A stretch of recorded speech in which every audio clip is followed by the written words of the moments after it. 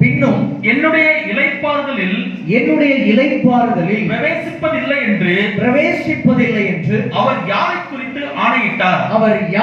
குறித்து ஆணையிட்டார்? கீழ்ப்படியாதவர்களை குறித்தல்லவா? ஹல்லேலூயா. கண்களை மூடுவோம், கர்த்தரை நோக்கி பார்ப்போம். பரிசுத்தமும் இரக்கமும் உள்ள அன்பின் பரலோக பிதாவே, உம்மை ஸ்தோத்திரிக்கிறோம், துதிக்கிறோம். இந்த தேவ செய்தியின் வேளையில கர்த்தருடைய ஆவியானவர் உம்முடைய பிள்ளைகளோடு கூட பேசுவீராக.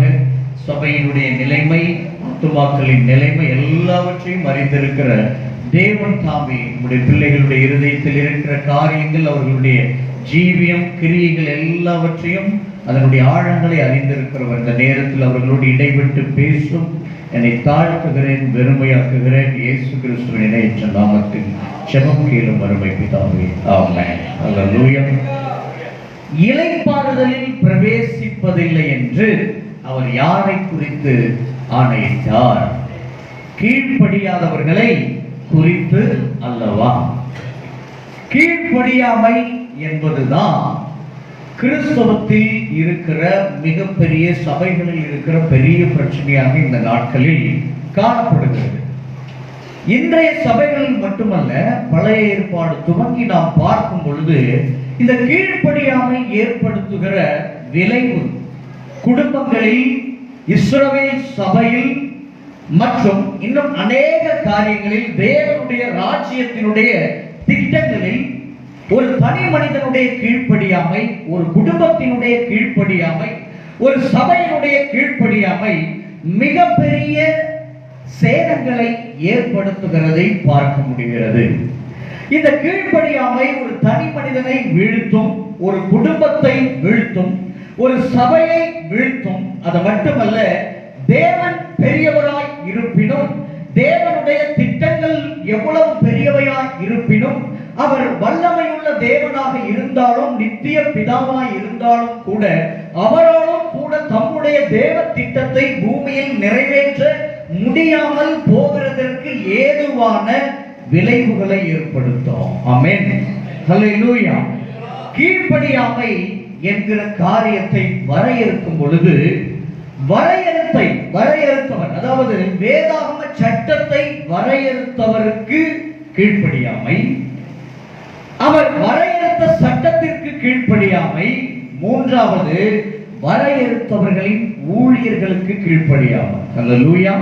இந்த கீழ்ப்படியாமை மூன்று பிரிவாய் பகுக்கப்படுகிறது. என்னுடைய அளவில் நான் பகுத்தது, சட்டத்தை உண்டாக்கினவருக்கு கீழ்ப்படிய வேண்டும், எந்த நிபந்தனையும் இல்லாமல். இரண்டாவது, அவர் உண்டாக்கின சட்டத்திற்கு கீழ்ப்படிய வேண்டும், அது திருச்சட்டம். மூன்றாவது, அவர் நியமித்த, அவர் தம்முடைய அதிகாரத்தை எந்த ஊழியனுடைய, தலைவனுடைய கைகளில் கொடுத்திருக்கிறாரோ அவருக்கு கீழ்ப்படிய வேண்டும். அல்லேலூயா. தேவனுக்கு ஒரு மனிதன் எப்படி கீழ்ப்படியாமல் இருக்க முடியும் என்றால், அவர் உண்டாக்கின சட்டத்திற்கும் அவர் நியமித்த ஊழியனுக்கும் கீழ்ப்படியாமல் இருந்தாலும் கூட அது தேவனுக்கு கீழ்ப்படியாமல் இருப்பதற்கு சமம் தான். ஆமென் சொல்லலாமா? நான் தேவனுக்கு கீழ்ப்படிந்து விட்டு போகிறேன், அவர் உருவாக்கின சட்டத்திற்கு என்னால் கீழ்ப்படிய முடியாது, அவர் நியமித்த ஊழியருக்கு என்னால் கீழ்ப்படிய முடியாது, ஆனாலும் நான் தேவனுக்கு கீழ்ப்படிவேன் என்றால், இது ஒரு மனிதன் தன்னைத்தானே வஞ்சித்துக் கொள்கிறான் என்று சொல்லி அர்த்தம். அப்படி ஒரு கீழ்ப்படிதல் இந்த பூமியில், பரலோகத்தில் இல்லை. எல்லாவற்றையும் உண்டு பண்ணினவர் தேவன். வீடு கனம் உள்ளது, வீட்டை பார்க்கணும், வீட்டை உண்டு பண்ணினவர் கனம் உள்ளவராக இருக்கிறார். திருச்சட்டம் கனம் உள்ளது, திருச்சட்டத்தை உண்டு பண்ணினவர் திருச்சட்டத்தை பார்க்கிலும் கனம் உள்ளவராக இருக்கிறார். ஊழியர்கள் கனமுள்ளவர்கள், ஊழியர்களை நியமித்தவர் கனமுள்ளவராய் இருக்கிறார். மாற்றி யோசித்து பார்த்தால், கனமுள்ளவரால் உண்டாக்கப்பட்ட திருச்சட்டமும் கனமுள்ளவரால் நியமிக்கப்பட்ட ஊழியக்காரனும் கனத்துக்குரியவர்களாய் காணப்படுகிறாங்க. ஹல்லேலூயா. நான் ஊழியருக்கு கீழ்ப்படியாவிட்டால், அவருடைய மூலமாய் வெளிப்படுகிற தேவனுடைய சத்தத்துக்கு நான் கீழ்ப்படியாவிட்டால், தேவனுடைய சித்தமாய் சத்தமாய் வேதத்தில் பதித்து வைக்கப்பட்டுள்ள பரிசுத்த ஆவியினுடைய திருச்சட்டமாகிய வேத வசனங்களுக்கு நான் கீழ்ப்படியாவிட்டால், அவருடைய ஆவியினால் அருளப்பட்ட வேத வசனத்துக்கு நான் கீழ்ப்படியாத போது அவருடைய ஆவிக்கு நான் கீழ்ப்படியவில்லை, அந்த ஆவியை உடைய அவருக்கே நான் கீழ்ப்படியவில்லை. ஆமென் சொல்லலாமா? அல்லேலூயா. இந்த கீழ்ப்படியாமை யார் மூலம் பிரவேசித்தது? உலகத்தினுடைய முதல் பாவம். பரலோகத்தின் உலகம் என்று சொல்வதை பார்க்கிறோம். அண்ட சராசரத்திலும் முதல் பாவம், 3 உலகத்திலும் முதல் பாவம் என்றால் கீழ்ப்படியாமை. இந்த கீழ்ப்படியாமை தான் இந்த உலகத்தில் பாவத்தை முதலாய் உண்டாக்கினது. ஏசாயா 14ஆம் அதிகாரம் 12 இருந்து நாம வாசிக்கலாம். ஏசாயா 14ஆம் அதிகாரத்தினுடைய 12ஆம் வசனத்தில் இருந்து நாம வாசிக்கலாம். அதிகாலையின் மகனாகிய விடிவெள்ளியே, அதிகாலையின் மகனாகிய விடிவெள்ளியே, வானத்திலிருந்து விழுந்தாயே, நீ வானத்திலிருந்து விழுந்தாயே, ஜாதிகளை ஈனப்படுத்தினவனே, ஜாதிகளை ஈனப்படுத்தினவனே, நீ தரையிலே விழ எட்டப்பட்டாயே, நான் வானத்துக்கு ஏறுவேன், தேவனுடைய நட்சத்திரங்களுக்கு மேலாக என் சிங்காசனத்தை உயர்த்துவேன், வடபுறங்களில் உள்ள ஆராதனை கூட்டத்தின் பர்வதத்திலே வீற்றிருப்பேன் என்றும் நான் மேகங்களுக்கு மேலாக உன்னதங்களில் ஏறுவேன், உன்னதமானவருக்கு ஒப்பாவேன் என்றும் நீ உன் இருதயத்தில் சொன்னாயே. ஆனாலும் நீ அகாதமான பாதாளத்திலே தள்ளுண்டு போனாய். அல்லேலூயா. தேவன் பரலோகத்திலே ஒரு சட்டத்தை, கட்டளையை பிறப்பிக்கிறார். அது நித்திய கட்டளை. தேவனால் உண்டாக்கப்பட்ட அத்தனை தேவ தூதர்களுக்கும் தெரியும், ஆராதனைக்குரியவன் தேவன் மட்டுமே.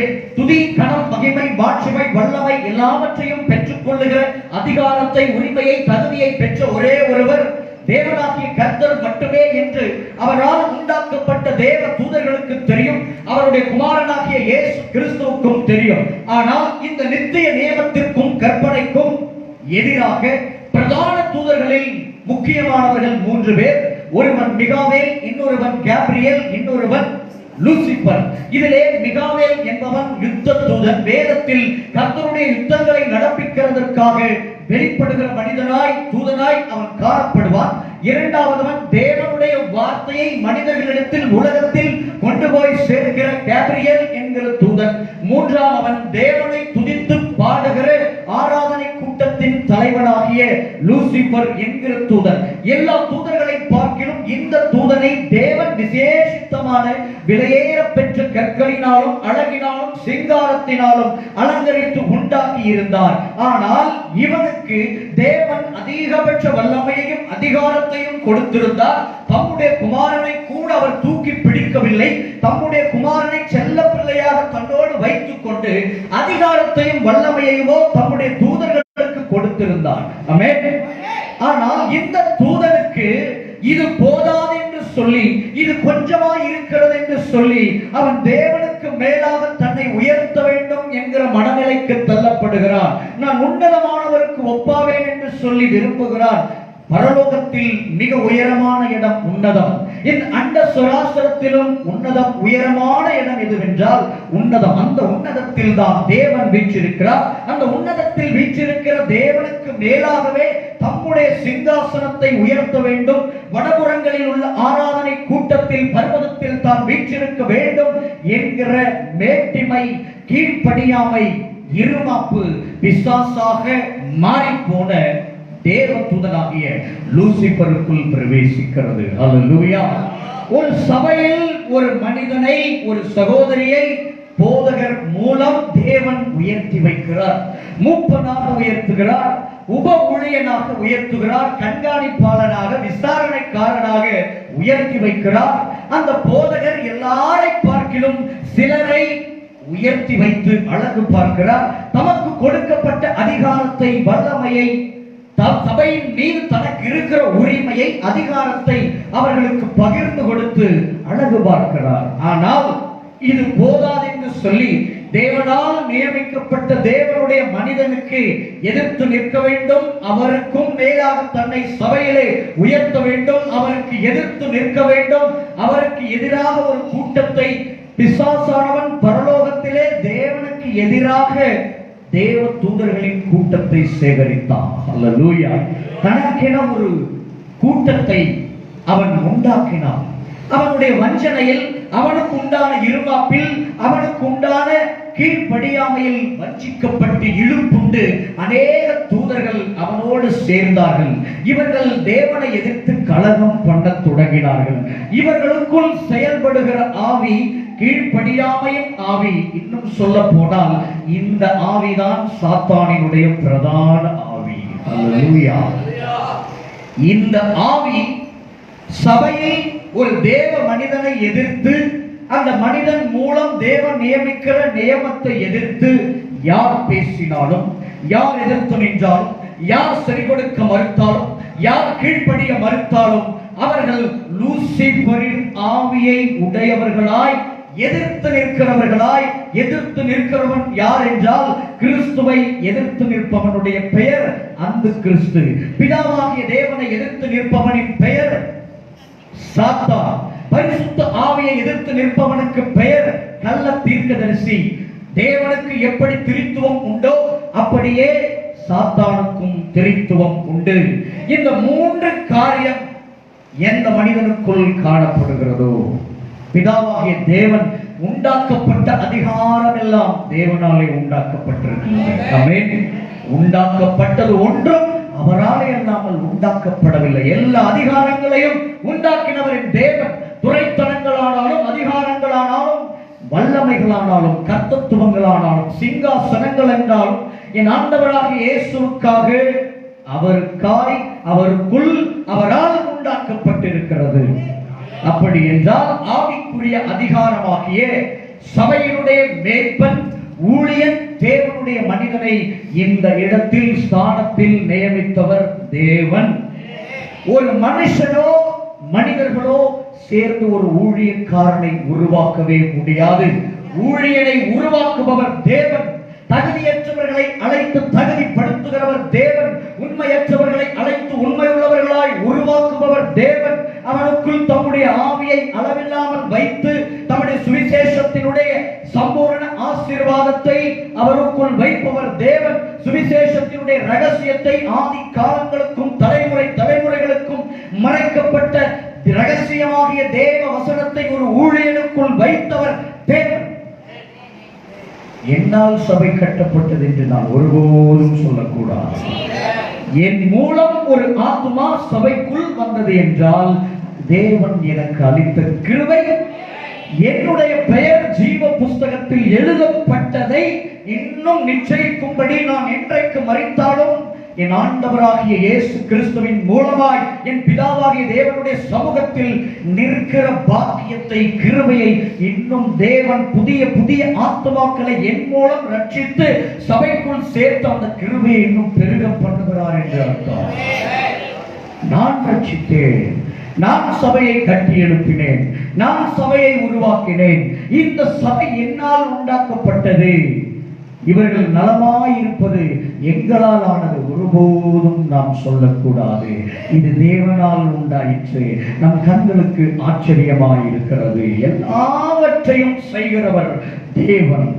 தேவ மனிதனை இந்த இடத்தில் நியமித்தவர் தேவன். அந்த தேவ மனிதனை எதிர்த்து நிற்கிற யாரும் பிசாசினுடைய ஆவியை உடையவர்களாய் இருக்கிறார்கள். இன்றைக்கு அநேக சபைகள் உடைக்கப்படுகின்றன. ஏன் என்றால், நான் ஏன் உனக்கு கீழ்ப்படிய வேண்டும்? நான் இந்த சபைக்கு ஆத்தும ஆதாயம் செய்யவில்லையா? இந்த சபையில் இருக்கிற பலர் என் மூலம் சபைக்குள் வந்தவர்களாயிற்றே. அப்படி இருக்க நான் நினைத்தால் இவர்களை அழைத்து கொண்டு போய் இன்னொரு சபையை உருவாக்க முடியாதா? எனக்கு என்ன வரங்கள் இல்லையா? எனக்கு என்ன தாளந்துகள் இல்லையா? வல்லமை இல்லையா? நான் எதிரிலே ஒரு சபையை ஆரம்பித்தால் என்னை நோக்கி ஜனங்கள் வரமாட்டார்களா என்று சொல்லி பிசாசானவன் லூசிபர் எப்படி பரலோகத்திலே ஒரு கலகத்தை தேவனுக்கு விரோதமாய் உண்டு பண்ணினானோ, எதிர்த்து நின்றானோ, எதிர்த்து நிற்கிறவன் எவனும் கோராகின் புத்திரர் அந்த கிறிஸ்துவின் மகன்.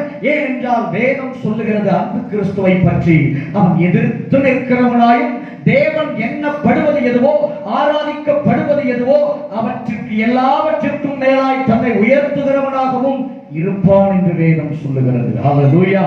எதிர்த்து நிற்பவன், எதிர்த்து பேசுபவன், கலகம் செய்பவன், புரட்சி செய்கிறவன் தேவ வார்த்தையினுடைய பார்வையில் அடிப்படையில் பார்த்தால் அந்த கிறிஸ்துவினுடைய ஆவியை உடையவன். ஆமென் சொல்லலாம். ஹல்லேலூயா.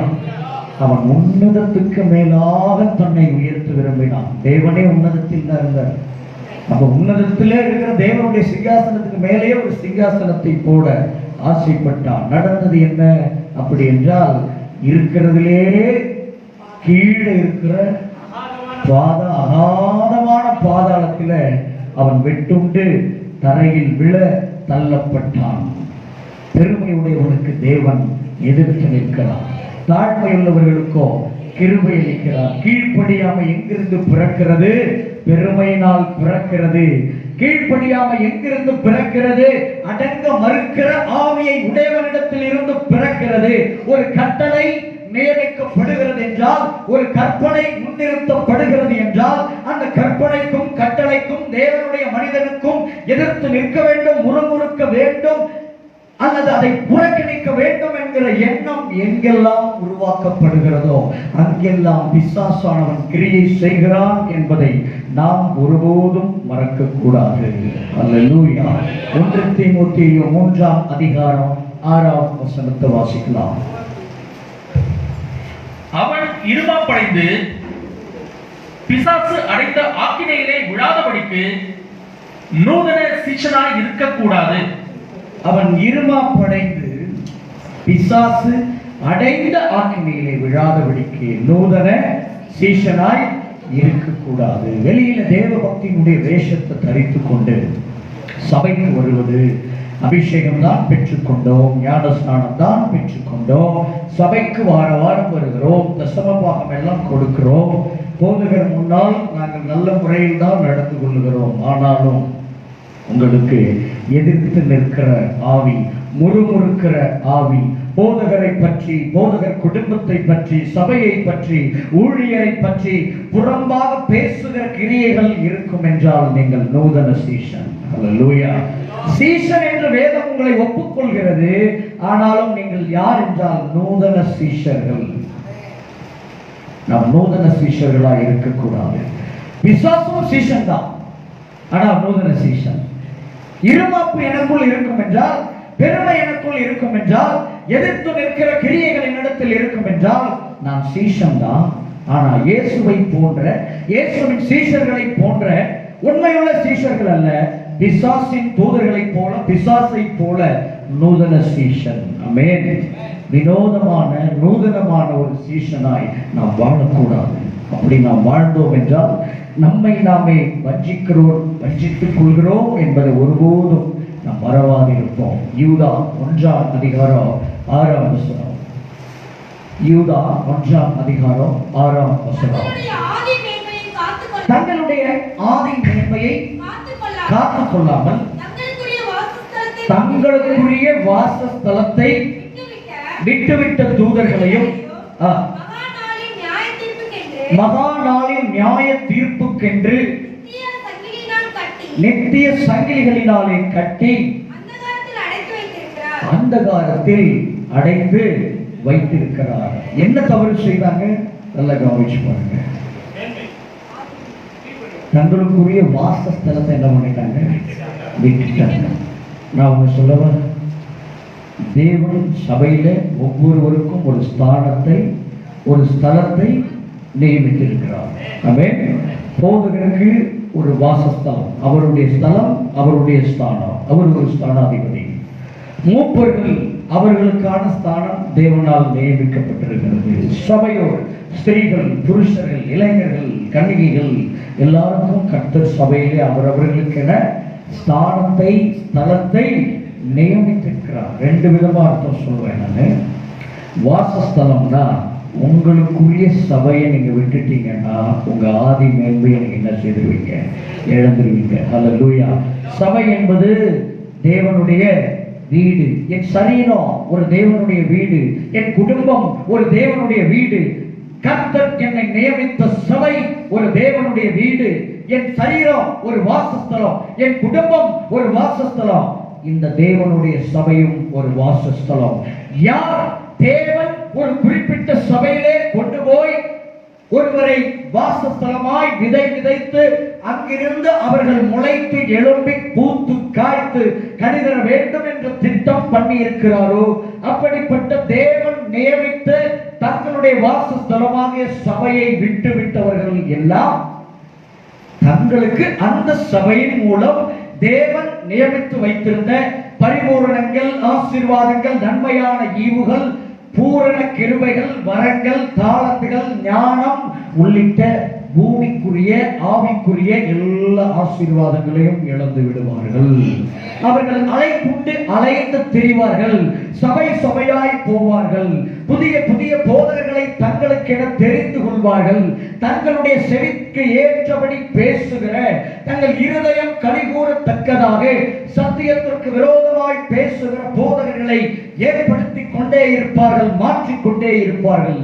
ஆனால் தேவனுடைய பூரண கிருபை அவர்களை நோக்கி வரவே வராது. தூதர்கள் தங்களுக்குரிய வாசஸ்தலத்தை, பரலோகத்தை விட்டுவிட்டார்கள்.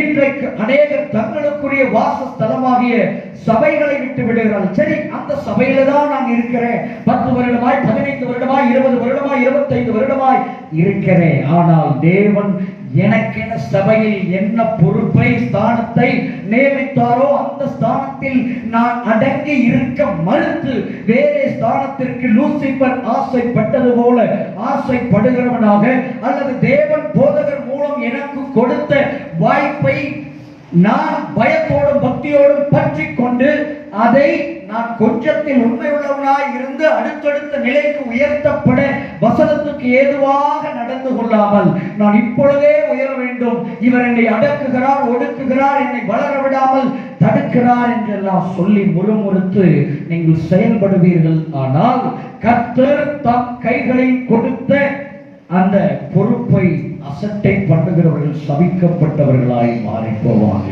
அல்லேலூயா. மோசேக்கு முன்பாக லேவியின் புத்திரர்கள், கோராகின் புத்திரர்கள் எதிர்த்து கலகம் பண்ணினாங்க. அவர்களுக்கு கர்த்தர் கொடுத்ததே சிறந்த ஸ்தானம் தான். ஆனா அதுவே தங்களுக்கு கொஞ்சமாய் இருக்கிறது, அற்ப காரியமாய் இருக்கிறது என்று அவர்கள் நினைத்த போது தங்கள் ஜீவனையும் இழந்து போனாங்க. அல்லேலூயா. முறுமுறுப்பு என்பது ஒரு பெரிய பாவமா? முறுமுறுக்கப்பட்டவர்கள் சங்காரக்காரனாலே அழிக்கப்பட்டார்கள் என்பதை நாம் மறந்து போகக்கூடாது. தேவன் தனக்கென நியமித்த ஸ்தானாதிபதியாய் தலைவனாய் வைத்த மோசேவுக்கு ஜனங்கள் எதிர்த்து நின்ற போதெல்லாம் தனக்கு விரோதமாகவே முறுமுறுத்ததாகத்தான் தேவன் சொன்னார். உனக்கு விரோதமாக பேசினார் அவர் சொல்லல. அவர்கள் எனக்கு விரோதமாக பேசினாங்க, உனக்கு விரோதமா பேசல. அவர்கள் உனக்கு கீழ்ப்படிய மறுக்கவில்லை, எனக்கு தான் கீழ்ப்படிய மறுத்தார்கள். உன் ஆவியை சஞ்சலப்படுத்தவில்லை, மாறாக என் ஆவியை தான் அவர்கள் சஞ்சலப்படுத்தினார்கள். விடு என்னை, ஒரு நிமிஷத்தில் அவர்களை அதம் பண்ணி போடுகிறேன் என்று சொல்லி தேவன் கோபம் உண்டவராய் எழுந்தார். ஆனால் மோசேவுடைய ஜெபம்தான் தேவனை சாந்தப்படுத்திற்று. தேவன் சாந்த குணமுள்ளவர். அந்த சாந்த குணமுள்ளவருக்கே கோபம் கொப்பளித்த பொழுது தன்னுடைய சாந்தத்தினால் அதை அமர்த்தினவன் என்றபடினால் தான் மோசேவை வேதம் பூமியில் உள்ள மனுஷர் எல்லாரும் அவன் சாந்த குணமுள்ளவனாய் இருந்தான் என்று தேவனை அவனை குறித்து பரிசுத்த ஆவியானவரை சாட்சி கொடுத்தார். அல்லேலூயா. தேவனுடைய மனிதனாய் வாழ்வது என்பது பல விலை கிரயங்களை செலுத்தி வாழ்கிற வாழ்க்கை. எப்படி வேண்டுமானாலும் வாழ்கிற உலகத்து வாழ்க்கை இல்லை. தேவனுடைய மனிதனாய் வாழ்கிற வாழ்க்கை என்பது வேறு, தேவனுடைய பிள்ளைகளாய் வாழ்கிற வாழ்க்கை என்பது வேறு. மேன் ஆஃப் காட் என்பதற்கும் சில்ட்ரன் ஆஃப் காட் என்பதற்கும் நிறைய வித்தியாசம் இருக்கிறது. குழந்தைகள் என்பதற்கும் மனிதன் என்பதற்கும் வித்தியாசம் இருக்கிறது. குழந்தைகளை தேவன் ஒருபோதும் தம்முடைய ஸ்தானாதிபதியாய் தெரிந்து கொள்வதில்லை. உங்களை பார்க்கிலும் விசேஷித்த தகுதியை ஒரு மனிதனுக்கு உண்டாக்கித்தான் தேவன் அவனை தேவ மனிதனாய் மாற்றுகிறார். தேவ மனிதன் என்றாலே தேவ பிள்ளைகளை பார்க்கிலும் ஆவியிலும் அபிஷேகத்திலும் வல்லமையிலும் மற்ற குணாதிசயங்களிலும் இன்னும் அநேக காரியங்களிலும் ஏதோ கர்த்தர் உங்களை பார்க்கிலும் அவர்களை உண்மையுள்ளவர்களாக கண்டார், அல்லது உண்மையுள்ளவர்களாய் அவரே மாற்றி மாற்றினார் தம்முடைய அநாதி தீர்மானத்தின்படி, தயவுள்ள சித்தத்தின்படி என்று அர்த்தம். நீங்கள் எப்படி வேண்டுமானாலும் வாழலாம், ஆனால் ஒரு தேவனுடைய மனிதன் அப்படி வாழ முடியாது. அவர்கள் நிற்கிற ஸ்தானத்தினுடைய வலி வேதனைகள் என்பது வேறு, அதனுடைய பாடுகள் என்பது வேறு. அவர்களுடைய வலி, அவர்களுடைய ஏக்கம் என்பது தகப்பனின் மனநிலை. ஆனால் விசுவாசிகளுடைய மனநிலையோ பிள்ளைகளின் மனநிலை. நாம் எல்லாரும் திருமணம் செய்து பிள்ளைகளை பெற்றவர்களாய் இருக்கிறோம். பெரிய ஒரு அலைவரிசையினுடைய இடைவெளி காணப்படுகிறது. தலைமுறை இடைவெளி என்று சொல்லுகிறோம். பிள்ளைகள் ஒன்றை நம்மிடத்தில் எதிர்பார்க்கிறார்கள், நாம் ஒன்றை பிள்ளைகளிடத்தில் எதிர்பார்க்கிறோம். பிள்ளைகள் மீதான சித்தம் நம்முடையதாய் வேறு மாதிரியாய் இருக்கிறது. பெற்றோரை பற்றின பிள்ளைகளுடைய சித்தம் வேறு மாதிரியாய் இருக்கிறது. அவர்கள் கீழ்ப்படிய மறுக்கிறார்கள். ஒவ்வொரு முறை கீழ்ப்படிய மறுக்கும் பொழுதும், எதிர்த்து பேசும் பொழுதும், முறுமுறுக்கும் போதும், செவி கொடுக்காத போதும் நம்முடைய இருதயத்தின் கதவுகளில் எல்லாம் மிகப்பெரிய கற்களும் அம்புகளும் தாக்குகின்றன. ரத்தம் கசிகிறது, அழுகிறோம், கண்ணீர் விடுகிறோம். நான் வளர்த்த பிள்ளை, பார்த்து பார்த்து போஷித்து உருவாக்கின பிள்ளை என் தோளுக்கு இணையாக வளர்ந்து விட்டான் என்று நான் நினைத்து தோழனாய் மதிக்கிற வேளையிலே அவன் என்னை எதிர்த்து நிற்கிறான், கலகம் பண்ணுகிறான், என் ஆவியை விசனப்படுத்துகிறான். அந்த வலி எப்பேற்பட்டதோ அதை பார்க்கிலும் மேலான வலி உங்கள் போதகருடைய இருதயத்தின் வலி. போதகர்கள் ஒரு நாளும் பட்சபாதத்தோடு யாரையும் நடத்துவதில்லை. ஏனென்றால் பிதாவாகிய தேவனுடைய இருதயத்தின் சாயலுடையதாய் அவர்களுடைய இருதயம் மாற்றப்பட்டபடியினாலே அவர் எப்படி தம்முடைய பிள்ளைகளுக்குள் பட்சபாதம் இல்லாதவராய் இருக்கிறாரோ அப்படியே மேய்ப்பனின் இருதயம் ஆடுகளில் பட்சபாதம் இல்லாததாய் இருக்கிறது. அப்படிப்பட்ட தகப்பனுடைய இருதயத்தை காயப்படுத்தும் பொழுது அவர்கள் நமக்காய் கடமைக்காக தாங்கள் தங்கள் கடமையை நிறைவேற்றிவிட வேண்டும் என்கிற நோக்கத்தோடும் அடிப்படையோடும் செபித்து விடுவார்கள். உங்களுக்காக கண்ணீர் விட்டு விடுவார்கள். ஆனால் இந்த கண்ணீரும் இந்த ஜெபமும் கர்த்தருடைய திறப்பின் வாசலை கடந்து அவருடைய சந்நிதியில் போய் நின்று பதிலை பெற்றுக் கொள்வதற்கு அவர் உங்களால் விடுகிற வேறு விதமான கண்ணீர் தடையாய் நிற்கும். இரவிலே உங்களுக்காக அவர் கண்ணீர் சிந்தி செபிப்பார். ஆனால் பகலிலே உங்களால் அவர் கண்ணீர் விடுகிற நிலைமை இருந்ததானால் அவர் உங்களை மன்னித்து செபித்தாலும் உங்களை ஆசீர்வதித்து செபித்தாலும் அவர் துக்கத்தோடே இந்த காரியத்தை செய்கிறபடியினால் அது உங்களுக்கு பிரயோஜனமாய் இருக்க மாட்டாரே. ஹல்லேலூயா. உங்கள் ஆண்டவரை நீங்கள் நேசிப்பது உண்மையானால் உங்களுக்கு கர்த்தர் மேலாக வைத்த மனிதர்களுக்கு முதலாவது கீழ்ப்படிந்து அடங்குங்கள். புருஷர்கள் கிறிஸ்துவுக்கு கீழ்ப்படிந்திருக்க வேண்டும். கிறிஸ்து எப்பொழுதும் பிதாவுக்கு கீழ்ப்படிந்திருக்கிறார். ஸ்திரீகள் புருஷருக்கு கீழ்ப்படிந்திருக்க வேண்டும். பிள்ளைகள் ஸ்திரீகளுக்கு கீழ்ப்படிந்திருப்பாங்க. நான் ஒரு நாள் பிரசங்கம் பண்ணி கொண்டிருந்தேன். அப்பொழுது புதிதாக ஒரு சகோதரி எனக்கு முன்னால் வந்து அமர்ந்து என்னுடைய பிரசங்கத்தை முழுமையாய் கேட்டுக்கொண்டிருந்தாள். அப்பொழுது ஒரு காரியத்தை ஆவியானவர் என் மூலம் பேசினார். நீ உன்னுடைய புருஷனுக்கு கீழ்ப்படியாவிட்டால், அவருடைய இருதயத்தை வேதனைப்படுத்தினால் உன் பிள்ளைகள் உனக்கு கீழ்ப்படியாது, உனக்கு சஞ்சலத்தை தான் தரும். இது ஒரு வரிசை. பிள்ளைகள் தேவனுக்கு கிறிஸ்து கீழ்ப்படிய வேண்டும், கிறிஸ்துவுக்கு புருஷர் கீழ்ப்படிய வேண்டும், புருஷருக்கு ஸ்திரீ கீழ்ப்படிய வேண்டும். அப்பொழுது ஸ்திரீக்கு பிள்ளைகள் கீழ்ப்படிவார். இந்த வரிசை கிரமமாய் நடக்கும் பொழுதுதான் ஒருவருடைய இருதயம் இன்னொருவரிடத்தில் சமாதானத்தை பெற்றுக் கொள்ளும் என்று விளக்கமாய் பிரசங்கித்த பொழுது முடிந்த உடனே அந்த சகோதரி சொன்னாங்க, மிகுந்த மகிழ்ச்சி, அதே நேரத்தில் அவர்களுக்குள்ள குற்ற உணர்ச்சியும் இருந்தது. இன்றைக்குத்தான் பாஸ்டர் எனக்கு தெரிகிறது என்னவென்றால், என் பிள்ளை 9 வயதுள்ள என்னுடைய மகள் என்னை ஒரு பொருட்டாகவே மதிக்க மறுக்கிறாள். எப்பொழுதும் என்னை அவள் திட்டுகிறாள், கண்ணாடி பார்த்துட்டே இருக்கிற மூச்சப்பாறை என்றெல்லாம் சொல்லி என்னை பேசுகிறாள், என்னை ஒரு தாயாகவே மதிக்க மறுக்கிறாள், கீழ்ப்படிய மறுக்கிறாள். எனக்கு மிகவும் விசனமாய் இருக்கிறது என்று அதை குறித்து நான் பல நாட்கள் கவலைப்பட்டதுண்டு. ஆனால் இன்றைக்குத்தான் தெரிகிறது, என் கணவரை நான் மிகவும் காயப்படுத்தி இருக்கிறேன். நான் அவருக்கு கீழ்ப்படிவதே கிடையாது. அவர் மனதிலே வேதனைப்பட்டு அதிக நாட்கள் துக்கத்தோடு வெளியிலே போனதை பார்த்தேன். அவருடைய துக்கம்தான் என் மகள் மூலமாய் எனக்கு துக்கமாய் மாறிற்று என்று இன்றைக்குத்தான் தெரிந்து கொண்டேன் என்று சொன்னார். அல்லேலூயா. சாட்சியான காரியம். உங்கள் கணவருக்கு நீங்க கீழ்ப்படிந்து அடங்காம உங்க பிள்ளைகள் உங்களுக்கு கொடுக்க வேண்டிய கனத்தை கொடுக்க மாட்டாங்க.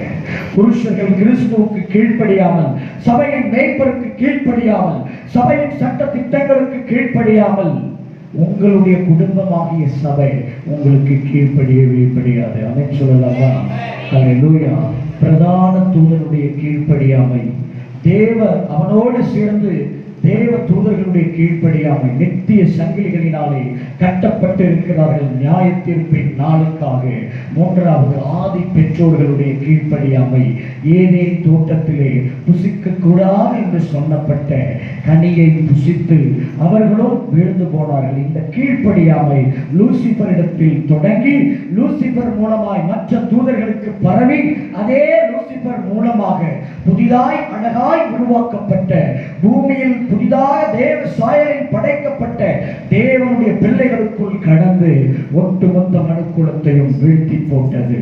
தேவனுடைய பிள்ளைகள் தான் தேவ சாயலாய் தேவ ரூபத்தின்படியே உண்டாக்கப்பட்டவர்கள் தான். ஆனால் அவர்களும் கட்டளைக்கு கீழ்ப்படியாத போது, கீழ்ப்படியாமைக்கு இடம் கொடுத்த பொழுது, சர்ப்பத்தினுடைய வஞ்சனையான வார்த்தைகளுக்கு இடம் கொடுத்த பொழுது அவர்களும் விழுந்து போனார்கள். அடுத்தடுத்த தலைமுறைகளையும் வீழ்த்தி போட்டார்கள். ஆமென் சொல்லலாமா? ஆனால் முந்தின ஆதாம் இப்படி கீழ்ப்படியாமையினால் விழுந்து போனான். பிந்தின ஆதாமாகிய இயேசுவோ கீழ்ப்படிதலினால் விழுந்து போன மனைக்குலத்தை மறுபடியும் நிமிர்த்தி வைத்தார். ரோமருக்கு எழுதப்பட்ட நிருபம் 5ஆம் அதிகாரம் 19ஆம் வசனத்தை வாசிக்கலாம். 5:19 ரோமர். அன்றியும் ஒரே மனுஷனுடைய கீழ்ப்படியாமையினாலே அநேகர் பாவிகளாக்கப்பட்டது போல ஒருவருடைய கீழ்ப்படிதலினாலே அநேகர் நீதிமான்களாக்கப்படுவார்கள். அல்லேலூயா. 2 பேர் கீழ்ப்படியல, ஒட்டுமொத்த மனுக்குலம் விழுந்தது. ஆனா ஒரே ஒருவர் கீழ்ப்படிந்து ஒட்டுமொத்த உலகத்தையும் உயர்த்தினார், மீட்டார். உங்க குடும்பத்துல பொண்டாட்டி கீழ்ப்படியில, பிள்ளைங்க கீழ்ப்படியில, பாஸ்டர் சரியில்லை, சக விசுவாசி கீழ்ப்படியில, அவங்க சரியில்லை, இவங்க சரியில்லை, நீ ஒருத்தவன் கர்த்தருடைய வார்த்தைக்கும் ஊழிய தேவ மனிதனுடைய வார்த்தைக்கும் திருவசனத்துக்கும் கீழ்ப்படிந்து பாருங்க. உங்களால் மற்றவர்களையும் இயேசு ஒட்டுமொத்த மனுக்குலத்தையும் தூக்கி நிறுத்தினது போல உங்களால் உங்கள் குடும்பத்தை கீழ்ப்படியாத, உங்களுடைய குடும்பத்தாரை கீழ்ப்படியாத உங்கள் சபையார நீங்களும் தூக்கி நிறுத்த முடியும். நீங்கள் முந்தின ஆதாமா இருக்க விரும்புகிறீர்களா அல்லது பிந்தின ஆதாமா இருக்க விரும்புகிறீர்களா என்பதை இன்றைக்கு தீர்மானித்துக் கொள்ளுங்க. பந்தயத்திலே ஓடுகிற எவனோ முன்னோக்கி இலக்கை மட்டும்தான் பார்த்து ஓடுவான். பக்கத்தில் இருக்கிறவனை பார்த்து பார்த்து ஓடுகிறவன் ஒரு நாளும் முதலிடத்தை மட்டும் இல்லை, 2ஆம் 3ஆம் இடத்தை கூட என்ன செய்ய முடியாது, பிடிக்கவே முடியாது. ஆனா இன்னைக்கு சபையில் என்ன நடக்குது தெரியுமா? சபையில் இந்து சபையில் இல்லை, பொதுவாக கிறிஸ்தவத்தில் நடக்கிறது சொல்றேன். பக்கத்தில் இருக்கிறவங்களை பார்க்கறது தான், பார்த்தாதான் பரிசுத்தவான்கள். அல்லேலூயா. பரிசுத்தவான்கள்னா இன்னைக்கு புதிய ஏற்பாட்டு இந்த கடைசி கால சபை, லவோதிக்கேயா சபை, இல்லைன்னா பிலடெல்பியா சபைன்னு சொல்லலாம். வெளிப்படுத்தின விசேஷத்தின்படி வருகைக்கு முன்னதான சபையோட பேரு பிலடெல்பியா சபை. இந்த கடைசி காலம் பிலடெல்பியா சபையோட வேலை என்னன்னா, இவங்களை பொறுத்தவரைக்கும் பரிசுத்தவான் என்ன தெரியுமா? பக்கத்தில் இருக்கிறவங்களை பார்க்கறது. அவன் என்ன பண்றான், இவன் என்ன பண்றான், அவனை எப்படி குறை சொல்லலாம், இவனிடத்தில் என்ன குற்றம் கண்டுபிடிக்கலாம், யாரை குற்றப்படுத்தி எப்படி வீழ்த்தலாம், இதுதான் வேலை. இந்த நிறைய பேர் பார்க்குறேன், இந்த நீதிமான்கள் நிறைய பேர் இருக்கிறாங்க. இப்போ நாங்கள் எங்கள் ஃபேஸ்புக்கிலலாம் யூடியூப்லலாம் நாங்கள் எடுக்கிற இந்த சத்தியத்தை எல்லாம் எடுத்து கொண்டு போய் சிந்தாமல் சிதறாமல் எல்லா சேனல்களுக்கும் சேர்க்கணும். காணிக்கைக்காக இல்லை, அப்படிலாம் எங்கள் வீடியோவை பார்த்து யாரும் எங்களுக்கு காணிக்கை கொடுக்கல. அல்லேலூயா. வருஷங்கள் 5-6 வருஷம் ஆயிடுச்சு, நாங்கள் காணிக்கைக்காக இது செய்யலை. இந்த வார்த்தை இதோடு முடிஞ்சிடக்கூடாது, எல்லைகள் தாண்டி போகணும். பரிசுத்த ஆவியினால் நாம் நிரப்பப்பட்டு பேசின வார்த்தை எங்கோ ஒரு சகோதரனை சகோதரியை தொடாதா, யாரையாவது மறுரூபப்படுத்தாதா என்கிற ஏக்கம், கிறிஸ்துவின் சபைகளை குறித்த வாஞ்சை அது எங்களை நெருக்கி இருக்கிறது. அல்லேலூயா. அந்த ஏவுதல் தான் என்னை ரட்சிக்கப்பட்ட ஒரு வருடம் கூட என்னுடைய வேலையில வைக்க விடாம முழு நேர ஊழியத்துக்கு கொண்டு வந்தது. எத்தனையோ பாடுகள், அவமானங்கள், துக்கங்கள், கனவீனங்கள், துரோகங்கள் எல்லாவற்றையும் தினம் தினம் சந்தித்தாலும் கூட கிறிஸ்துவின் அன்பு, சபையை பற்றின அன்பு, கிறிஸ்துவினுடைய ராஜ்யத்தை, வரப்போகிற ராஜ்யத்தை பற்றின அன்பு, அவருடைய சுவிசேஷத்தின் மீது இருக்கிற அன்பு வாஞ்சையாய் மாறி, வைராக்கியமாய் மாறி, அது அனல் மூண்டு எங்களுக்குள் தகித்து வெளிப்பட்டு கொண்டே இருக்கிறது. ஹல்லேலூயா. சுற்றி இருக்கிற இந்த ஒரு துரோகமும் பலவீனப்படுத்துகிற ஆவிகளும் எங்களை கொஞ்சம் சோர்வடைய பண்ணுகிறதே ஒழிய அது எங்களை முடிந்து போக பண்ணுகிறது இல்லை. இப்படிப்பட்ட ஊழியத்தை உடையவர்களாகிய நாங்கள் கிருபை பெற்றிருக்கிறபடினால் எவ்விதத்திலும் சோர்ந்து போகிறதில்லை. ஆமென். அப்ப ஊழியக்காரனுக்கு ஒரு தனி கிருபையை கர்த்தர் கொடுத்திருக்கிறாரா இல்லையா? அப்போஸ்தலனாகிய பவுல் எவ்வளவு அழகாய் சொல்கிறார், இப்படிப்பட்ட ஊழியத்தை உடையவர்களாகிய நாங்கள் கிருபை பெற்றிருக்கிறபடினால் எவ்விதத்திலும் சோர்ந்து போகிறதில்லை. இது இந்த ஊழியத்திற்கென்றே கர்த்தர் கொடுத்த கிருபை. எங்களுக்கு கர்த்தர் கொடுத்த ஊழியத்தினுடைய கணம் எவ்வளவு மேன்மையோ, எவ்வளவு கனமோ, அது எந்த அளவுக்கு தேவனால் விரும்பப்படுகிறதோ அதே அளவுக்கு கிருபையும் தேவன் ஒவ்வொரு ஊழியருக்கும் கொடுத்திருக்கிறார். அதனால சோர்வுகள் வந்தாலும் நாங்கள் சோர்ந்து போக மாட்டோம். நாங்கள் நெருக்கப்பட்டாலும் ஒடுங்கி போக மாட்டோம். தள்ளப்பட்டாலும் விழுந்தே கிடந்துட மாட்டோம். மறுபடியும் எழுந்து நிற்போம். இதுதான் தேவனுடைய மனுஷன். ஹல்லேலூயா. அப்படிப்பட்ட தேவனுடைய மனிதனை கனம் பண்ணுகிற தீர்க்கதரிசி என்கிற நாமத்தின் நிமித்தம் தீர்க்கதரிசி ஏற்றுக்கொள்ளுகிற தீர்க்கதரிசிக்கேற்ற பலனை அடைவான். தீர்க்கதரிசியா வாழாமையே தீர்க்கதரிசிக்கேற்ற பலனை அடையணுன்ற ஆசை எத்தனை பேருக்கு? ஹல்லேலூயா. தீர்க்கதரிசியா வாழ்ந்தே பலனை பெற்றுக் கொள்கிறோம் அப்படின்னு சொல்ல முடியாது. தீர்க்கதரிசியா வாழ்றது எவ்வளவு கஷ்டம் தெரியுமா? எசேக்கியேல் கர்த்தர் என்ன செய்தாரு? இத்தனை நாள் வலதுபுறமா உன்னை என்ன செய்வேன்? ஒரு கழித்து படுக்கணும், உன்னை நான் கட்டுவேன். இத்தனை நாட்கள் இடதுபுறமா நீ ஒரு கழித்து படுக்கணும், இடதுபுறமா மட்டும்தான் படுக்கணும், உன்னை கட்டுவேன்னாரு. தண்ணீர் இவ்வளவுதான் குடிக்கணும், சாப்பாடு இவ்வளவு மட்டும்தான் சாப்பிடணும். அப்புறம் அது மனுஷனுடைய வரட்டினால் அது சமைக்கப்பட வேண்டும் என்று அது வரைக்கும் தாங்கிக் கொண்டே இருந்தோம். முடியாம கேட்டுட்டான். ஆண்டவரே, தீட்டும் அருவருப்புமானது முடியாது ஆண்டவரே அப்படின்னோடனே ஆண்டவரே பார்த்தாரு. சரி பாவம், சரி உனக்கு மாட்டு சாணியை வரட்டியா கட்டளையிடுறாரு. அப்போ எசேக்கியேல் பெரிய தேவ மனுஷன், தீர்க்கதரிசி, தரிசனங்கள் பார்த்தவன், பரலோக மகிமையை பார்த்தவன். ஆனா எசேக்கியேலுக்கு தான் தெரியும் இந்த தீர்க்கதரிசியா கர்த்தருடைய பார்வையில நிற்பதற்கான விலை எவ்வளவு வலி மிகுந்தது என்று சொல்லி.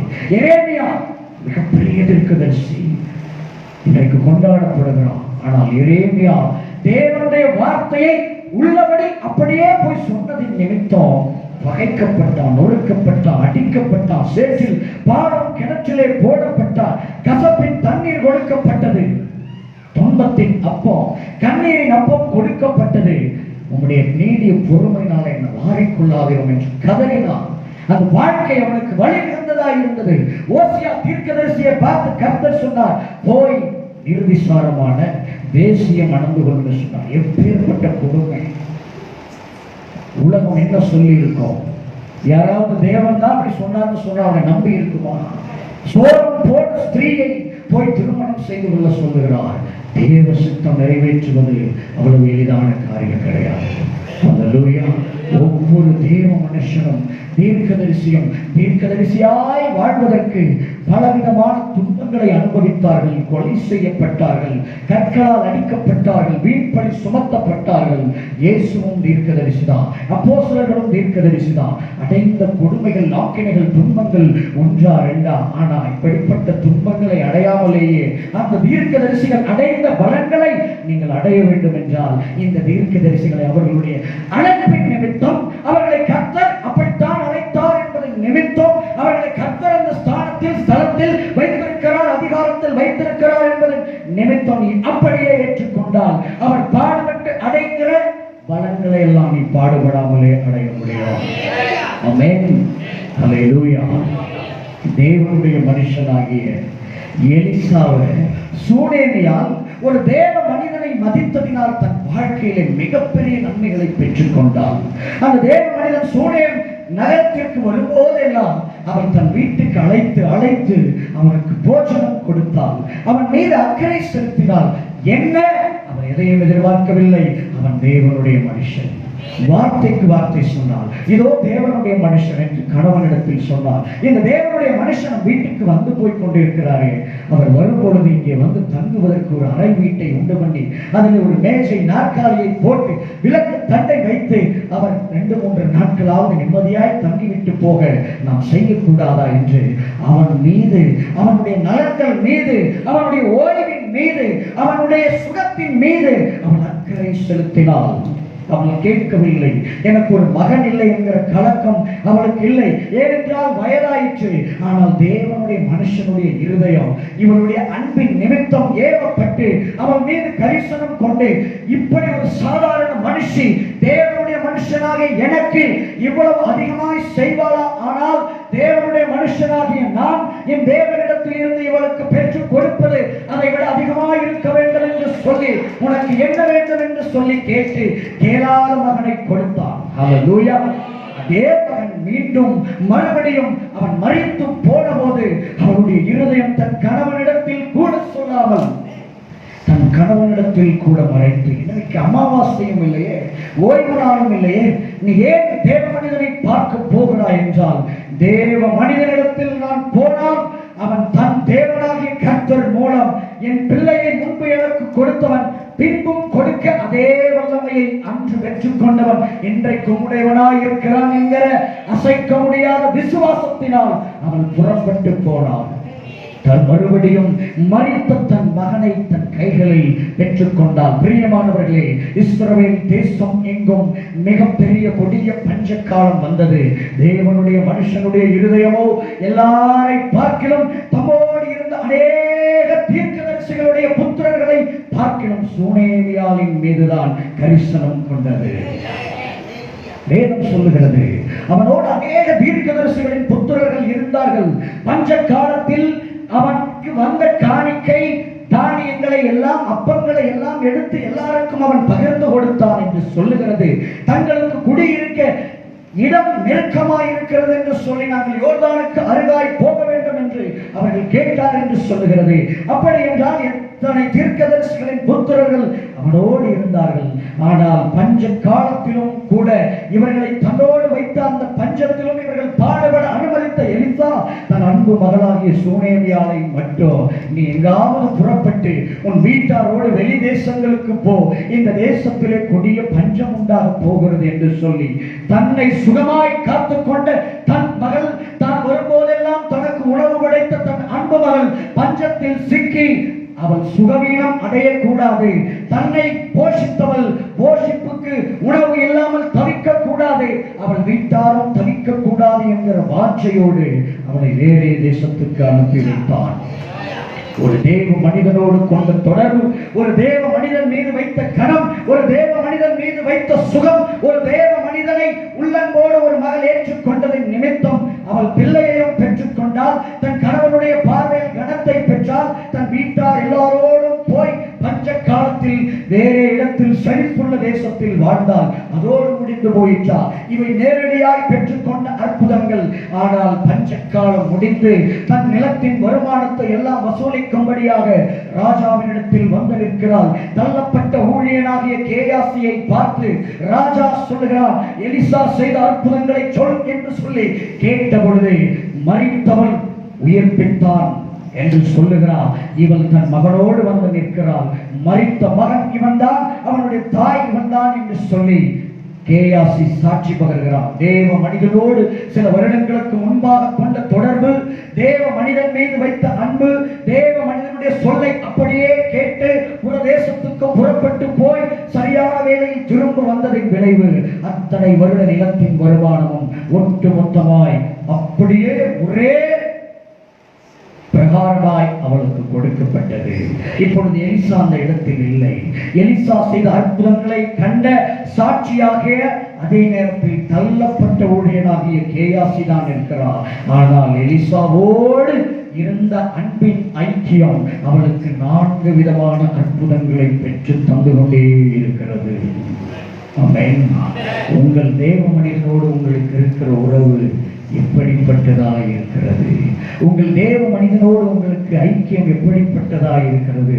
ஏதோ ஆராதனைக்கு வந்தோம், சென்றோம், அவர் பாடின பாடல் நாங்களும் கூட சேர்ந்து பாடினோம், அவர் வார்த்தைகளை கேட்டோம் என்ற நிலையில் இருக்கிறதா?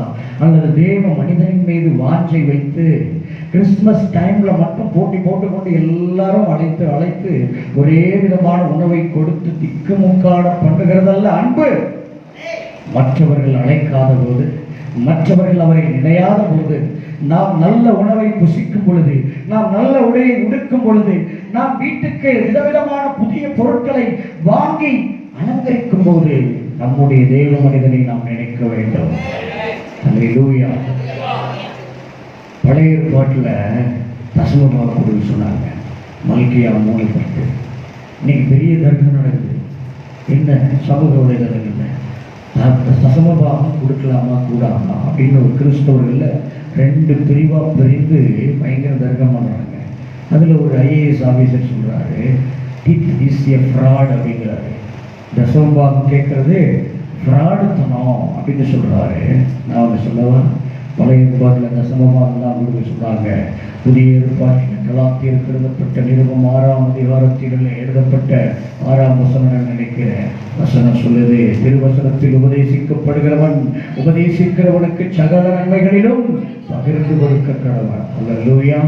அங்க 10% தான். ஆனா இங்க நீ அடைகிற நன்மைகளில் எல்லாம் அந்த நன்மையை உனக்கு பெற்றுத்தந்த தேவனுடைய மனிதனை நினைத்து பார்த்து உன் நன்மைகளில் எல்லாம் அவனுக்கு சகலத்திலும் பகிர்ந்து கொடுக்க வேண்டும். கார் வாங்கினா எப்படி மாஸ்டர் ஒரு டயர் கட்டி கொடுக்குறதா மாஸ்டருக்கு பகிர்ந்து கொடுக்க சொல்றீங்களா? கார் 10 லட்சம் போட்டு வாங்குவீங்கல்ல, அப்போ அந்த 10 லட்சம் செலவுல என்ன செய்யணும்? கர்த்தருடைய மனுஷனுக்கும் கர்த்தருடைய சபையையும் நினைத்தருளி, கர்த்தருடைய சபையில் இருக்கிற வறியவர்கள் தரித்திரர்களை நினைத்தருளி தர்ம சகாய பணம்னு சொல்லி விசுவாச குடும்பத்தாருக்கு முதலாவது என்ன செய்ய கடவோம்? நன்மை செய்ய கடவோம். நான் மகிழ்ந்திருக்கும் போது என் வீட்டார் மகிழ்ந்திருக்கணும். அல்லேலூயா. நீங்க கார் வாங்குறீங்க, உங்க அண்ணன் தம்பி பார்த்தா எவ்வளவு மனசு வேதனை போடுவாங்க. நீங்க புது ட்ரெஸ் எடுக்கிறீங்க, உன் அண்ணன் வீட்டுல தம்பி வீட்டுல அவங்க வீட்டில் ட்ரெஸ் எடுக்க கிறிஸ்மஸுக்கு காசு இல்லைன்னா அவங்க இருதயம் எவ்வளோ வேதனைப்படும். விட்டுவீங்களா? போய் ட்ரெஸ் எடுத்து தர மாட்டீங்க. ஏன் அப்படின்னா என் வீட்டாக இல்லை, என் ரத்தம் இல்லை, என் சொந்த சரீரம் இல்லை. அதே தாங்க இங்கேயும். இது ஆவிக்குரிய சரீரம். கிறிஸ்துக்குள்ள ஒரே அவயவங்களாக இருக்கிறோம், ஒரே ரத்தத்தினால் கழுவப்பட்டோம், ஒரே ஆவியினால் தாகம் தீர்க்கப்பட்டோம். அதுவாது மாம்ச உறவுங்க. இது ஒரே ஆவியினால் உண்டான உறவு. அல்லேலூயா. அந்த உறவு என்னைக்கு நாம உடம்பு பெரியதோ அன்னைக்கே பிரிஞ்சிடுச்சு. இன்னும் சந்ததி சந்ததியாய் தனித்தனி வம்சமாய் பிரிந்து போயிடும். ஆனா இது இன்னும் இன்னும் இன்னும் நெருங்கி நெருங்கி பரலோகத்தில் ஒன்றாய் சேர்க்கப்பட போகிற உறவு. அல்லேலூயா.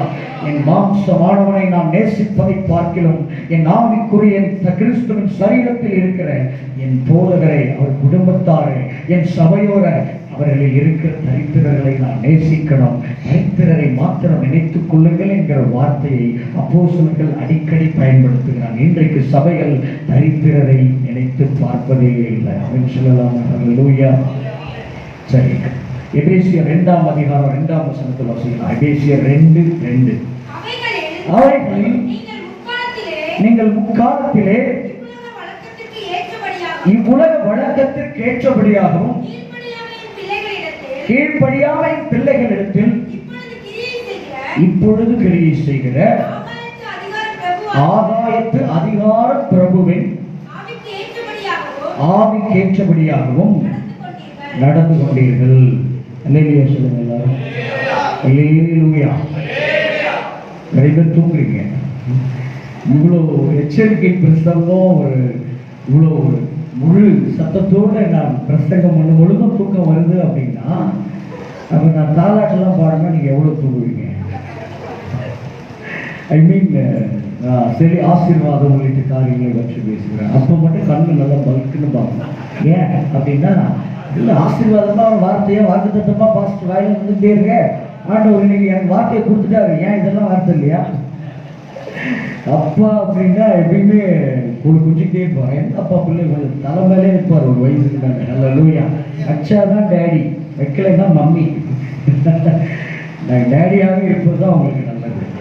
கட்டளையே விளக்கு, வேதமே வெளிச்சம், போதக சிக்ஷையே ஜீவ வழி. எந்த சபையில அதிகமாய் கண்டிப்புக்குள்ளாக நடத்துறாங்களோ, எங்க கடிந்து கொள்றாங்களோ, சகல அதிகாரத்தோடு உங்களை கண்டனம் பண்றாங்களோ, அந்த போதகர் உங்களை நேசிக்கிறாரு. நான் நேசிக்கிறவர்கள் எவர்களோ அவர்களை கடிந்து கொண்டு சிக்ஷிக்கிறேன். அது அவர் சொன்னது. அவர் சொல்றாரு, நான் உங்களை எந்த அளவுக்கு நேசிக்கிறேனோ அந்த அளவுக்கு உங்களை என்ன பண்ணுவேன், சிக்ஷிப்பேன். இப்போ இது அப்படியே வரிசை. இப்ப தேவனுடைய மனுஷன் உங்களை நேசிக்கிறது உண்மைன்னா உங்களை சிக்ஷிப்பாரு. எப்படி? பெரும்பாலையா இல்ல, போதக சிக்ஷையா, டீச்சிங், உபதேசம், புத்திமதி, ஆலோசனை, இதன் மூலம் சிக்ஷித்துக்கிட்டே இருப்பார். நல்லா புரிஞ்சுக்கோங்க, உங்கள் தவறுகளை சுட்டி காட்டாதவர்கள் உங்களை நேசிக்கிறவர்கள் அல்ல. உங்களை கண்டிக்கிறவங்க, உங்களை சிக்ஷிக்கிறவங்க, உங்களை சகல அதிகாரத்தோடு, உங்கள் மீது உங்கள் ஊழியருக்கு சகல அதிகாரமும் கொடுக்கப்பட்டிருக்கிறது. வேதத்தின்படி சொல்றேன். ஆனா அவர் எந்த அளவுக்கு அதை பயன்படுத்துறான்னு எனக்கு தெரியாது. அவர் பயன்படுத்தினால் சந்தோஷப்படுங்க. கர்த்தரை ஸ்தோத்திரியுங்கள். கர்த்தர் உங்களை நல்ல மேய்ப்பனிடத்தில் கொண்டு வந்து சேர்த்திருக்கிறார் என்று சொல்லி, கர்த்தர் ஒருத்தவனை சிக்ஷிக்கலன்னா அவனை வேசி பிள்ளையா விட்டுட்டாருன்னு அர்த்தம், தண்ணி தெளிச்சு விட்டுட்டாருன்னு அர்த்தம். கர்த்தர் ஒருத்தவனை நேசிச்சார்னா சிக்ஷித்து கொண்டேதான் இருப்பார். கர்த்தருடைய சிக்ஷை அற்பமாக எண்ணாதீர்கள். தேவ மனுஷனுடைய சிக்ஷையை ஒருபோதும் அற்பமா எண்ணாதீர்கள். வேதம் எவ்வளவு அழகா சொல்லுகிறது. கடந்த காலத்துல கர்த்தரை நீங்க ஏற்றுக்கொள்ளாதப்போ பாவமா செய்தீங்களே, கீழ்ப்படியாம இருந்தீங்களே, அப்போ உங்களுக்குள்ள கிரியை செய்த ஆவி யாருடையது? ஆகாயத்து அதிகார பிரபுவினுடைய ஆவி உங்களுக்குள்ள இருந்துச்சாம். யார் அந்த ஆகாயத்து அதிகார பிரபு? ஜெபிக்கும் போது எல்லாம் சொல்றோம், பொல்லாத வானமண்டலத்து பிரபுக்களின் ஆவிகளை இயேசு கிறிஸ்துவின் நாமத்தினாலே கட்டுகிறேன். இப்ப அந்த பொல்லாத வானமண்டலத்து பிரபுக்கள் எங்க இருக்கிறாங்க? வானமண்டலத்துல ஒரு அடுக்குல என்ன செய்யறாங்க? ஆளுகை செய்து கொண்டிருக்கிறாங்க. ஹல்லேலூயா. வானங்களும் அவருடைய பார்வைக்கு பரிசுத்தம், சுத்தமானவைகள் அல்ல. ஏன் அப்படின்னா, இன்னும் வானத்திலிருந்து இந்த பொல்லாத வானமண்டலத்து பிரபுக்கள் ஆவிகள் இன்னும் பூமியில தள்ளப்படவில்லை. இவர்களுடைய தலைவனாய் இன்னும் பிரபஞ்சத்தின் அதிபதியாகிய ஆகாயத்து அதிகார பிரபுவாகிய லூசிபர், அவன் தனக்கென ஒரு மண்டலத்தை அமைத்து அங்கே தங்கி இருக்கிறான். கடைசி காலத்துல சபை ரகசிய வருகை போது இங்கிருந்து வானத்துக்கு, பரலோகத்துக்கு எடுத்து கொள்ளப்பட்ட பிறகு, சபை பூமியிலேருந்து வானத்துக்கு போன பிறகு வானத்துல யுத்தம் உண்டாகும். மிகாவேலும் அவனுடைய தூதர்களும் பிசாசானவனோடு அவனுடைய தூதர்களோடு என்ன செய்வாங்க? யுத்தம் செய்வாங்க. வீட்டுல போய் வாசிச்சுக்கோங்க. அது வெளிப்படுத்துற விசேஷம் 12ஆம் அதிகாரத்துல எழுதப்பட்டிருக்கு. அந்த யுத்தத்துல பிசாசானவன் அவனுடைய தூதர்களும் அவர்கள் இருந்த அந்த வான மண்டலத்துல இருந்து என்ன செய்வாங்க? தள்ளப்படுவாங்க. எங்க தள்ளப்படுவாங்க? பூமியில தள்ளப்படுவாங்க. தள்ளப்பட்டா என்ன ஆகும்? பூமிக்கு ஆபத்து. அதுதான் உபத்திரவக்காலம். ஏன் உபத்திரவகாலம் பேர் தெரியுமா? வானத்துல இருந்து இவன் கொடுத்த டார்ச்சரே பயங்கரம். இப்ப எங்க இறங்குறான்? நேரடியா பூமியில இறங்குறான். அதான் தூதன் சொல்றான், பிசாசும் அவனுடைய தூதர்களும் பூமிக்கு என்ன பண்ணிட்டாங்க? வந்துட்டாங்க. அதனால உலகத்தில் குடியிருக்கிறவர்களுக்கு ஐயோ அப்படிங்கிறான். அதான் உபத்திரவக்காலம். குதிக்கிறான் இல்லையா? கீழே குதிச்சு என்ன செய்யறான் அப்படின்னா, அந்த கிறிஸ்துவ ஒரு மனுஷன் அப்ப உலகத்தை ஆட்சி செய்வான். அவன் 3 வருஷம் ஒழுங்கா தான் இருப்பான். அவனுக்குள்ளே புகுந்துருவான். புகுந்த உடனே அவன் சாத்தானா மாறிடுவான். அவன் பரிசுத்தவான்களை விசுவாசத்தின் நிமித்தம் கொலை செய்ய ஆரம்பிப்பான். புரியுதோ? என்ன புரியும் அப்படின்னு நினைக்கிறேன். எப்படி சொல்றேன் அப்படின்னா, இந்த ஆகாயத்து அதிகார பிரபுவின் ஆவி இப்போ நம்மிடத்தில் கிரியை செய்ய முடியும். எப்படி அப்படின்னா, எப்போ நீங்க கீழ்ப்படியாம இருக்கிறீங்களோ அப்போ இந்த லூசிபருடைய ஆவி, பரலோகத்தில் கீழ்ப்படியாத ஆவி, பரலோகத்தில் தூதர்களை கீழ்ப்படியாதன்னு சொல்லி கொடுத்து அவர்களையும் கீழே தள்ளின ஆவி, பூலோகத்தில் படைக்கப்பட்ட மனுஷகுமாரனாகிய ஆதாமும் ஏவாளையும் வஞ்சித்து கீழ்ப்படியாமல் பண்ணி வீழ்த்தின அதே ஆவி உன்னை வீழ்த்தணும்னா உன்னை முதலாவது கீழ்ப்படிய பண்ணாம செய்யும். ஹல்லேலூயா. விடுதலுக்கு முன்னானது மனமேட்டிமை. ஆமென். நீங்க விழ போறீங்கன்னா முதல்ல என்ன வரும்? கீழ்ப்படியாம வரும், பெருமை வரும், இருமாப்பு வரும். அடங்க மறுப்பது வரும். இது வந்துருச்சுனாலே புரிஞ்சுக்கங்க, அடுத்து என்ன செய்ய போறோம்? வீழ போறோம்னு அர்த்தம். சரி, மேன்மை வாழ்க்கையில் வரப்போகுதுன்னா அதுக்கு உங்களிடத்துல நீங்க ஒன்றும் ஐயோ வாக்கு தத்துவம் ஆண்டவர் கொடுக்க மாட்டாங்க, அதெல்லாம் அப்புறம் இருக்கட்டும். நீங்க மேன்மை அடைய போறீங்கன்னா உங்ககிட்டே ஒரு அடையாளத்தை நான் சொல்லவா? உங்ககிட்ட தாழ்மை பயங்கரமா கிரியை செய்து, அது யாருடைய ஆவி? அது கிறிஸ்துவின் ஆவி. அவர் சாந்தமும் மனத்தாழ்மை உள்ளவர். அவருடைய ஆவி சிலுவையின் மரண பரியந்தம் கீழ்ப்படிந்தது. அந்த ஆவி உனக்குள்ள இருப்பது உண்மைன்னா நீங்க மனத்தாழ்மையோடு இருப்பீங்க. நீங்க மனத்தாழ்மையோடு நடப்பது உங்களுக்கே தெரியுதுன்னா அடுத்து கர்த்தர் உங்களை ஆசீர்வதித்து உயர்த்த போறாரு. இதுக்கு அடையாளத்தை வெளியில தேடணும்னு அவசியம் இல்லை, உனக்குள்ளே இருக்கிறது. அல்லேலூயா. மேன்மைக்கு முன்னானது தாழ்மை, விடுதலுக்கு முன்னானது மனமீட்சி. பிசாசினுடைய பிரதான தூதனாகிய சாத்தானுடைய ஆவிக்கு சபையில் என்ன பண்ணாதீங்க, இடம் கொடுக்காதீங்க. உங்க உடம்பாகிய வீட்டுக்குள்ள இது தேவனுடைய ஆலயம், உங்க குடும்பம் ஒரு தேவனுடைய ஆலயம், உங்க சபை தேவனுடைய ஆலயம். இன்னொரு வார்த்தையில சொன்னா தேவனுடைய வீடு. இந்த 3 வீட்லையும் இந்த பெருமை இருமாப்பு இதுக்கு இடம் கொடுக்காதீங்க. அடங்க மறுக்கிறது பெருமையினால வருது, அடங்குவது தாழ்மையினால வருது. அடங்குகிறவன் எவனோ கர்த்தருடைய பலத்த கைகளுக்குள்ள அடங்கி இருப்பான். அவனை கர்த்தர் ஏற்ற காலத்தில் என்ன செய்வாரு? உயர்த்தினார். இயேசுவானவர் தேவனுடைய பலத்த கரத்துக்குள்ள கடைசி வரைக்கும் அடங்கி இருந்தார். கர்த்தர் அவரை எல்லாவற்றுக்கும் மேலாக உயர்த்தினார். வானோர் தூதலுத்தோர் பூமியின் கீழுள்ளோர் யாவருடைய முழங்கால்களை முடக்கும்படிக்கும் நாவுகள் யாவும் இயேசு கிறிஸ்து தேவன் என்று அறிக்கை செய்யும்படிக்குமான எல்லாவற்றிற்கும் மேலான நாமத்தை தந்தாரு. இன்னொருத்தம் எல்லாவற்றுக்கும் மேலாய் தன்னை உயர்த்தினான், எல்லாருக்கும் கீழாக தாழ்த்தப்பட்டான். நீங்க எல்லாருக்கும் மேலாக உயர்த்தப்படணும்னா எல்லாருக்கும் கீழே உங்களை தாழ்த்தி கொள்ளுங்க. ஆமென் சொல்லலாமா? அல்லேலூயா. போன வாட்டி கேட்காம முடிச்சுட்டேன், இந்த வாட்டி பாஸ்டர் கேட்டுதான் முடிக்கணும் அப்படின்னு சொல்லி ஒரே ஒரு வசனம் மட்டும் நம்ம வாசிச்சு முடிச்சோம்னா, யாத்ராகமம் 23ஆம் அதிகாரம் 20ஆம் வசனத்தில் இருந்து வாசிக்கலாம். வழியில் உன்னை காக்கிறதற்கும் நான் ஆயத்தம் பண்ணின ஸ்தானத்துக்கு உன்னை கொண்டு போய் சேர்க்கிறதற்கும் இதோ நான் ஒரு தூதனை உனக்கு முன்னே அனுப்புகிறேன். அவர் சமூகத்தில் எச்சரிக்கையாய் இருந்து அவர் வாக்குக்கு செவி கொடு. அவரை கோபப்படுத்தாதே. உங்கள் துரோகங்களை அவர் பொறுப்பதில்லை. என் நாமம் அவர் உள்ளத்தில் இருக்கிறது. நீ அவர் வாக்கை நன்றாய் கேட்டு நான் சொல்வதையெல்லாம் செய்வாயாகில் நான் உன் சத்துருக்களுக்கு சத்துருவாயும் உன் விரோதிகளுக்கு விரோதியாயும் இருப்பேன்.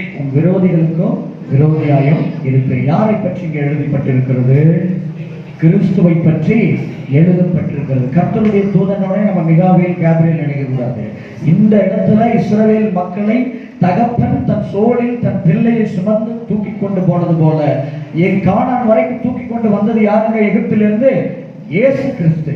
நம்ம இயேசுவை எப்பொழுதும் ஏசப்பான விளையாட்டாவே பார்க்கிறோம். ஆனா வேதத்தில் பிதாவாகிய தேவனே அவரை பற்றி என்ன சாட்சி கொடுக்கிறார்னா,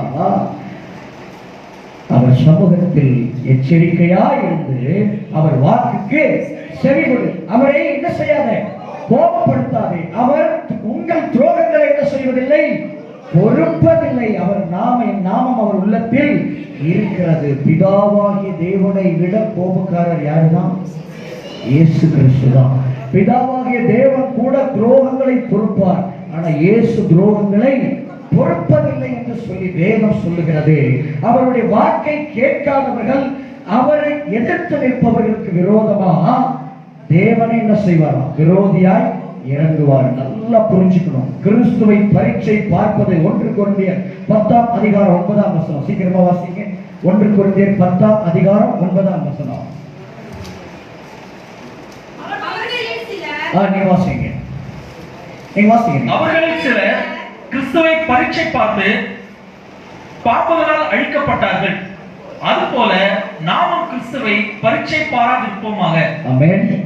கிறிஸ்துவுக்கு கீழ்ப்படியாதிருப்பது, கிறிஸ்து உருவாக்கின அவருடைய சரீரமாகிய சபைக்கு கீழ்ப்படியாதிருப்பது, அவர் உருவாக்கின ஜீவ பிரமாணமாகிய வார்த்தைக்கு கீழ்ப்படியாதிருப்பது, அவர் உண்டாக்கின தேவனுடைய மனுஷனுக்கு கீழ்ப்படியாதிருப்பது கிறிஸ்துவை பரீட்சை பார்ப்பதற்கு சமம். ஹல்லேலூயா.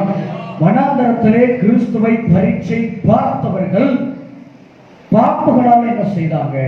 அழிக்கப்பட்டார்கள். நாமும் அதுபோல கிறிஸ்துவை பரீட்சை பாரா இருக்க வேண்டும் என்பதற்காகத்தான் எழுதப்பட்ட இவைகள் எல்லாம் திருஷ்டாந்தமாய் நமக்காக எழுதப்பட்டிருக்கிறது. கீழ்ப்படியாதவர்களுக்கு கிறிஸ்து இடறுதலின் கண்மலை என்பதை மறக்க கூடாது. கீழ்ப்படுகிறவர்களுக்கும் விசுவாசிக்கிறவர்களுக்கும் கிறிஸ்து ஜீவனுள்ள கண்மலை, விலையேற பெற்ற கல். அவர்களை அவர் நிலைநிறுத்துவார்.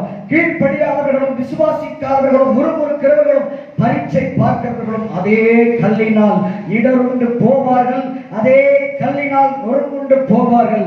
அதே கல் அவர்களுக்கு இடறுதலின் கண்மலையும் சுருக்குமாகும் என்பதை மறக்க கூடாது. ஆமென் சொல்லலாம். ஹல்லேலூயா. இது கிறிஸ்துவின் சபை. இது போதகருடைய சபை அல்ல, போதகர் வீட்டாருடைய சபை அல்ல. என் இயேசுவின் சபை, அவர் ரத்தம் சிந்தி சம்பாதித்த சபை.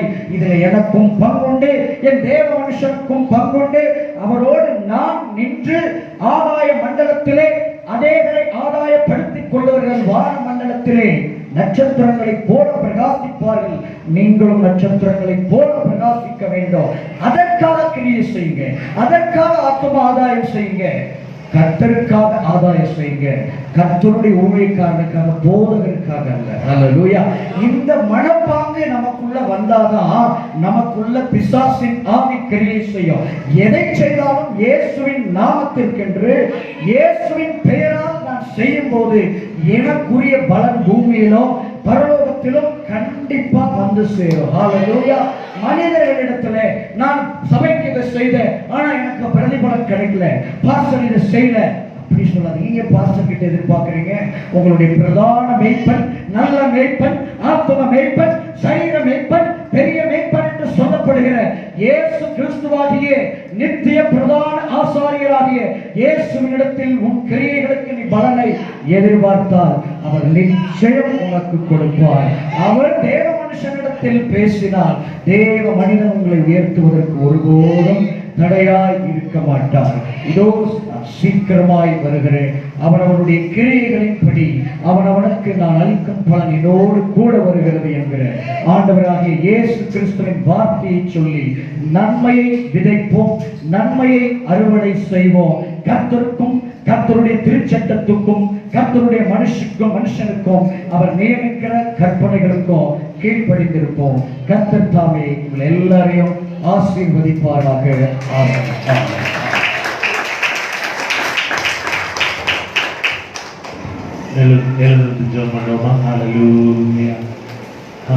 தேவனுடைய வார்த்தைகளுக்கு கீழ்ப்படிய வேண்டும். ஆமென்.